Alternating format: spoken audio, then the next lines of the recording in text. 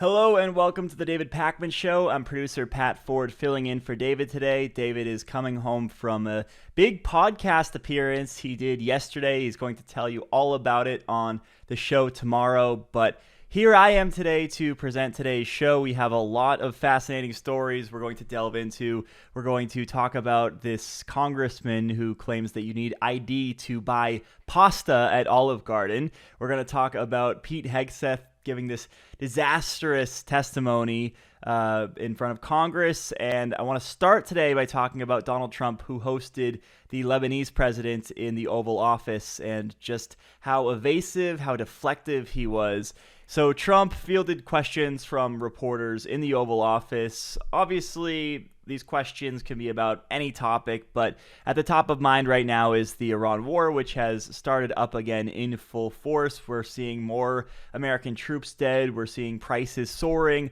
A reporter asked Trump how much longer he needs in order to ensure that the Strait of Hormuz can be open, that ships can go through there without the risk of getting attacked. The reporter even provides the scenario that I understand you may not be able to get to a ceasefire or end the war anytime soon, but at the very least, when can you ensure that ships can start going through the Strait of Hormuz?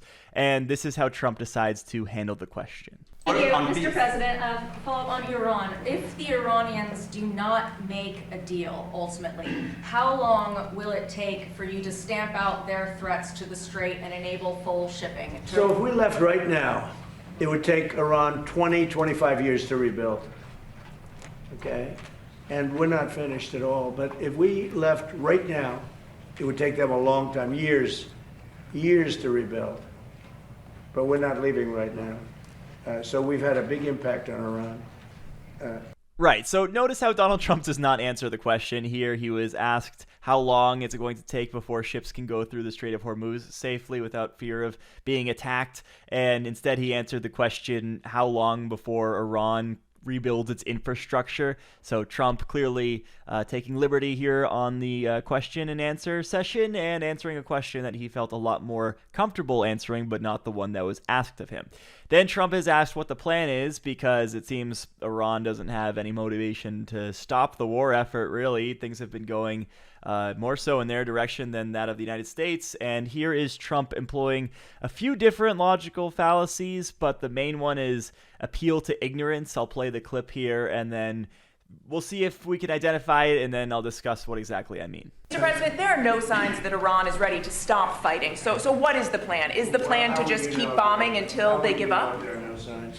What, do you know something that I don't know? Well, they continue to attack our allies and You kill don't know Americans. what the dialogue is behind the scenes, that they want to meet desperately to try and end it because they're getting decimated. You don't get that when you listen to your fake station, but you don't know. You don't know anything. So talks are you know still something possible, that I likely? don't know? Do you know something I don't know? Well, tell us.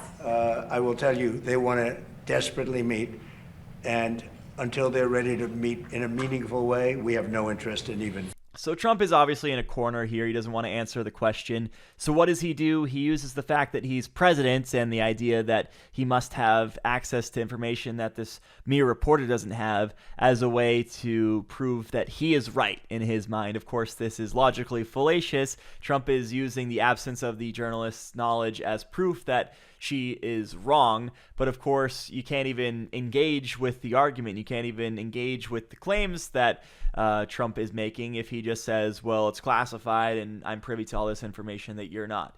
Next up, we have Trump being asked about the impact of the war on the midterms. And I think there are a few different schools of thought when it comes to this, a lot of different opinions about what Trump thinks about the upcoming midterms. So let's play the clip and then we'll explore some of those different ideas. Do you believe that Iran is trying to impact the midterm elections by threatening the Strait of Hormuz? Probably. They won't have any impact on me. I'm just going to do the right thing. I don't view it as, gee, we're having an election in a period of time. You know, everyone says, oh, I'm doing something before. No, the election, I can't think about that having to do with this.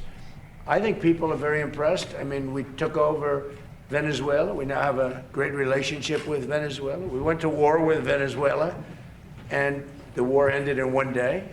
So is Iran using the fact that there are midterms in the U.S. to their advantage? Of course they are. Is this something that's a big disadvantage for Trump and Republicans who wage this war effort? Of course it is, especially because, Iran doesn't have to worry about midterms. They don't have such a thing over there. So there's that aspect to it. But there's also the question about whether Trump even cares all that much about these midterms, because we have to remember that at the end of the day, Trump's name is not on the ballot, and he's certainly not acting like someone whose name is on the ballot.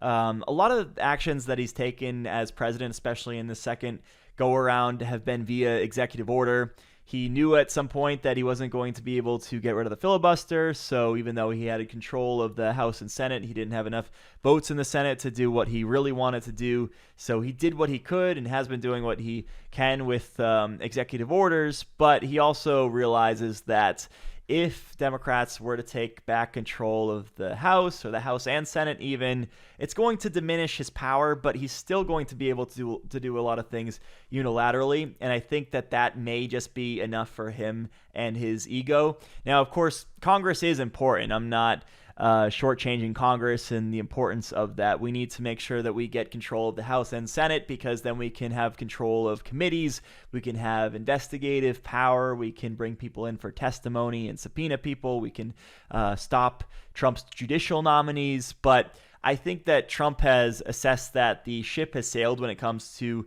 the midterms. He's at the very least going to lose the House, and he's going to feel content with the power that he still has. That's my take on it. If you think I'm crazy, let me know. And then, of course, there are also people who hear me say this and say, well, of course he's acting nonchalant about it because he has a plan, which is to suppress the vote and put in things in place that will make it so he'll be able to rig the election, or at the very least cast doubt in the election if Democrats end up winning. So there's that aspect to it too, and that very well may be the case. There's also this additional explanation that other people could raise, which is that he's so far cognitively gone and so isolated informationally that he thinks that he's super popular, and that this war is super popular, and talking about the 2020 election conspiracy theories is super popular. So no matter what he does, he's going to be A-okay, and Republicans will just sweep the midterms anyway. I don't know if even he believes that at this point, but that's another take that someone could have. Next up, we have Trump coining a phrase. We may need to put this one on the soundboard, I think, because this is really an original one. Take a look at this one. I put a couple of them up today. Young kids, they kill them. They kill them like they're candy. It's crazy what they do. They treat them so badly. They're just killing people just at random. Over 52,000 people, and nobody talks about it. Yeah, I've heard the expression kill them with kindness. I've heard the expression handing it out like candy, or I've heard, what else, taking candy from a baby. But I've never heard this one. I've never heard kill them like they're candy. That's certainly a new one. I think a new one that Trump came up with.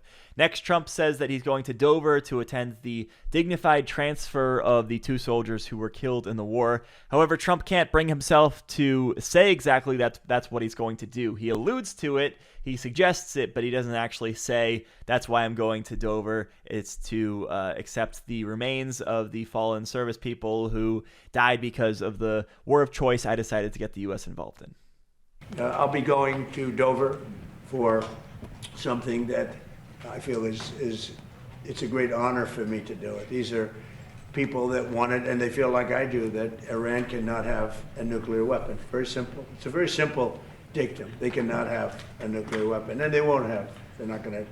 They have no chance of having a nuclear weapon. And then here's Pete Hegseth saying that he's also going to Dover. Also, Pete Hegseth alludes to the fact that there's some business to be handled over there, but he doesn't say exactly what it is. Well, just how we're doing, generally speaking. Well, it'll be an honor as well to join you at Dover to recognize these incredible Americans who committed to the cause just like you are.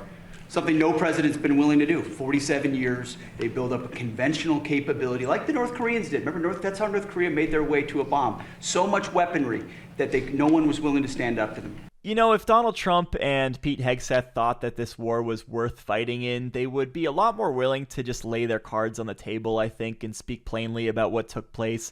They'd be a lot more willing to just say, yes, there are members of the military who are paying the ultimate sacrifice, but it's for a good reason, because we have to accomplish our military objectives, and this is a fight that the American people support. But of course, they can't say all that stuff because the American people don't support this, and it's not a worthy cause. And deep down, they know it. They, at the very least, know that it's unpopular. And so they can't even bring themselves to say what they have to go to Dover for because they, I think in Pete Hegseth's case, feel ashamed. And in Donald Trump's case, he knows that it's unpopular and the American public don't want to hear about American service members dying in this thing.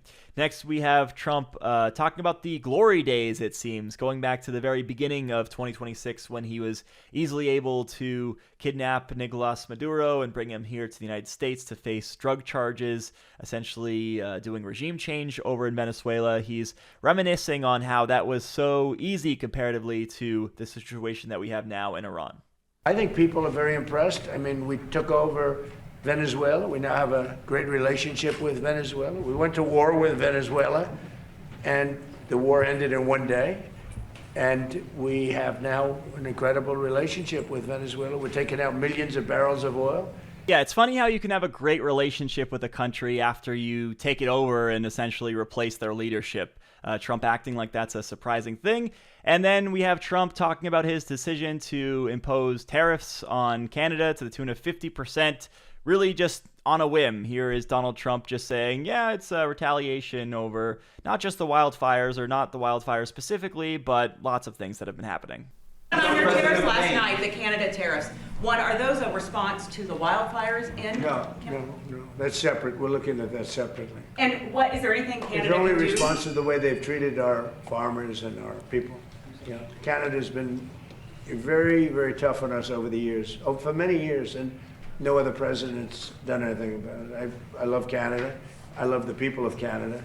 Many friends that live in Canada, but their leadership, from Trudeau to the current leadership, I mean, in all fairness to them, they need us to survive. Oh yes, that all sounds very, very thought out, very well researched. It sounds like something that Trump is not going to taco on in 2 weeks' time after he has a very good and productive conversation with Mark Carney, and after he and his friends have made enough trading on this news that he ultimately backs off from. This, of course, sounds exactly like the type of thing that Trump is going to taco on, so we'll follow up on this in a little bit because it does seem like he's not going to stick to these 50% tariffs with Canada.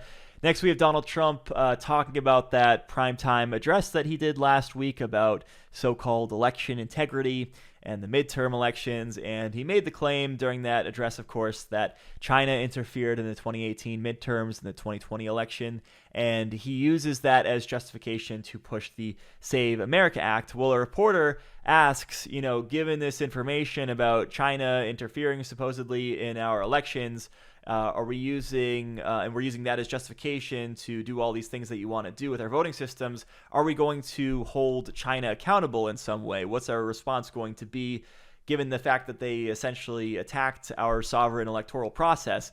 Well, Trump, we know, is a very vindictive guy, right? I mean, he just decided to slap tariffs on Canada for seemingly no reason, after all. So you have to expect he's going to do something severe against China, right?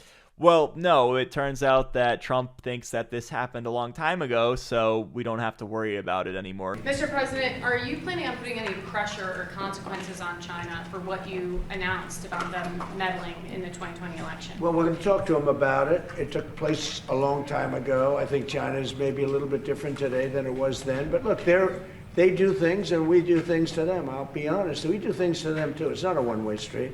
But we'll be talking to them. Yeah. Yes, so according to Donald Trump, this election integrity issue is the most important issue facing Americans. It's more important than housing and affordability, and Americans have it backwards when they think it's those other things like housing and affordability that are actually the top priorities. It's actually election integrity, according to Trump. We need to overhaul our election systems. We need voter ID. We need to make it so that the federal government, not the states, are in charge of elections. All these things that they want to do.